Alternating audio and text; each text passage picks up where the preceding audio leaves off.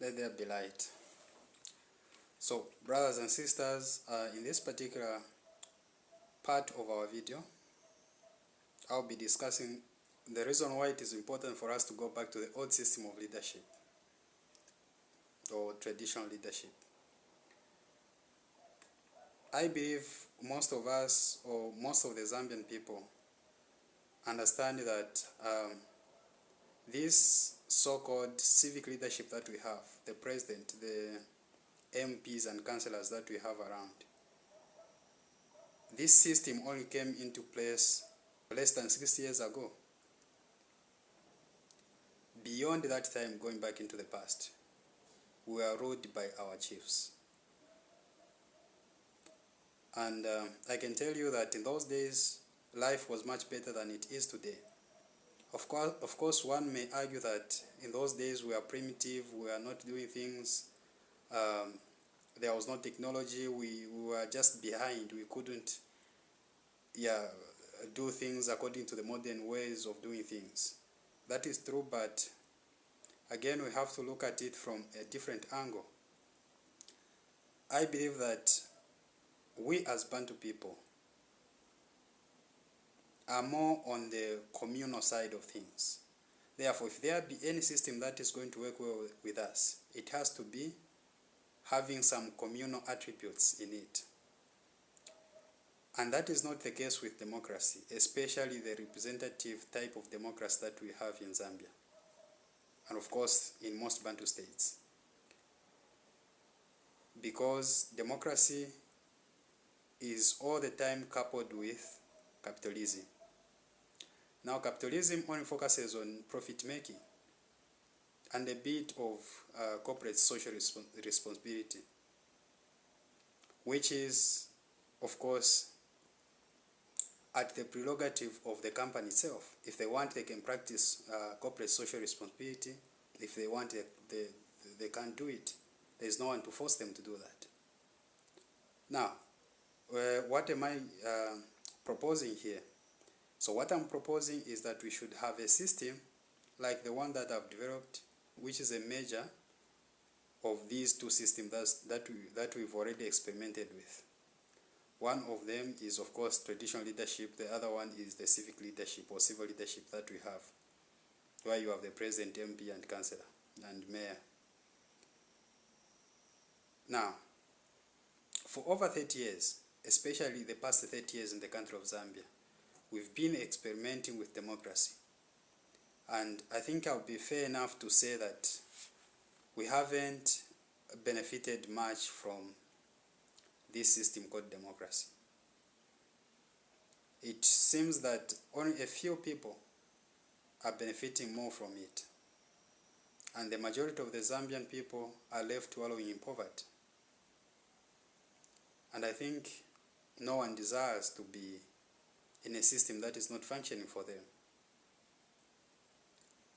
Therefore, I'm proposing that we go back to, or should I say we pick some good attributes that we can find in democracy and combine them with the good attributes that we can find in traditional leadership, come up with a hybrid system that is going to work well for the people of Zambia.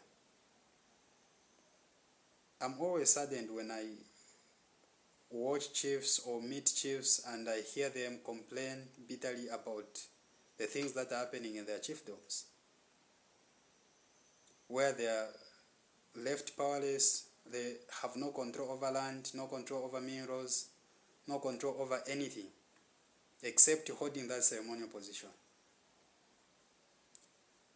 And when we see these politicians of ours, when they go to their chiefs, to these chiefs, you see them kneeling down and clapping as if they truly respect the chiefs.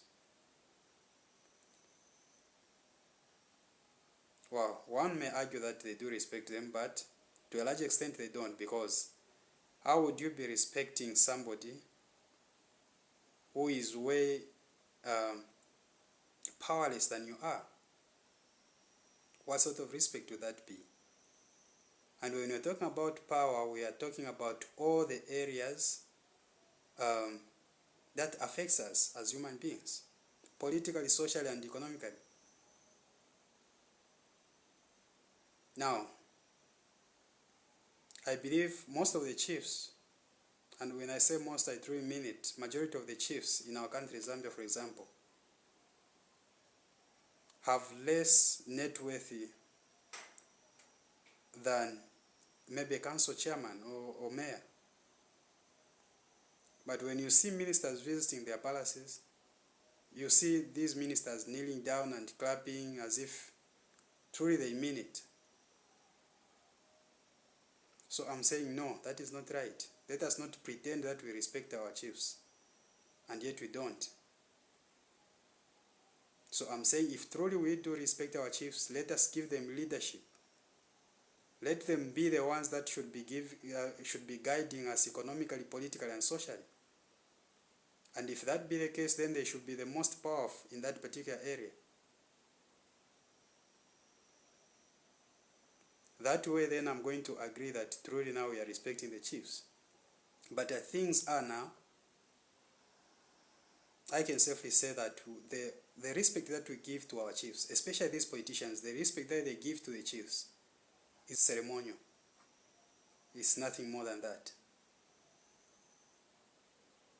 Now, like I indicated in the video in which I was reading the manifesto, I did say that these people, the chiefs, are the heads of our families. So if they are the heads of our families, then they deserve maximum respect from us. And one other thing that we shouldn't forget, this issue of a family representative is not starting with us. I mean, here now in our time.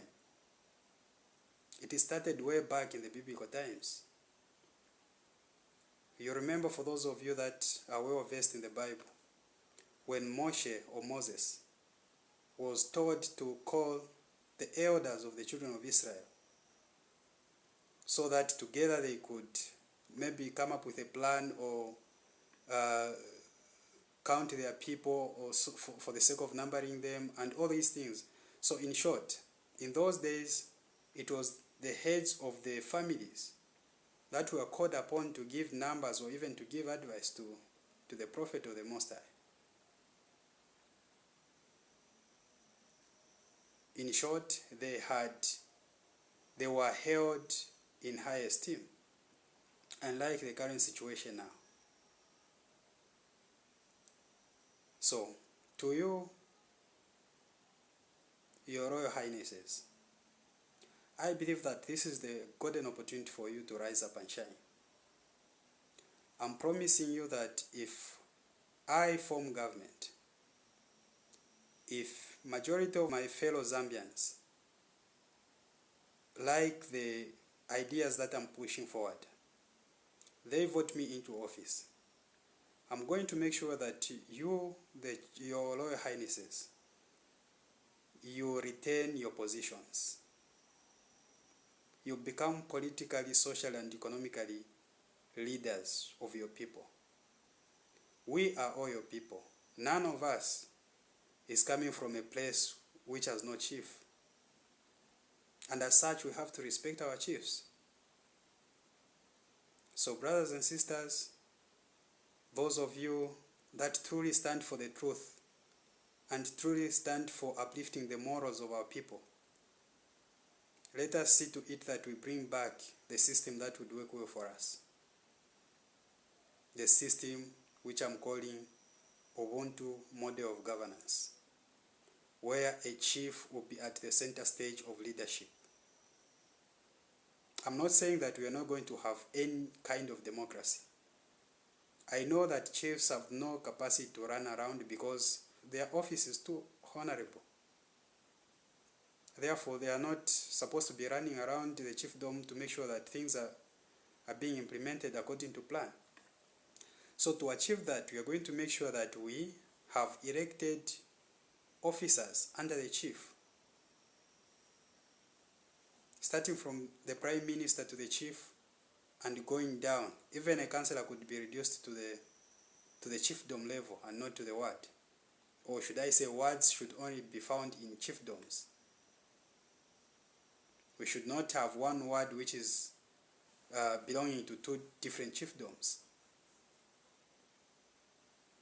And the kind of democracy that we should have in such a case then, because now the catchment area has been reduced only to a chiefdom, should be the one that we call direct democracy and not representative democracy.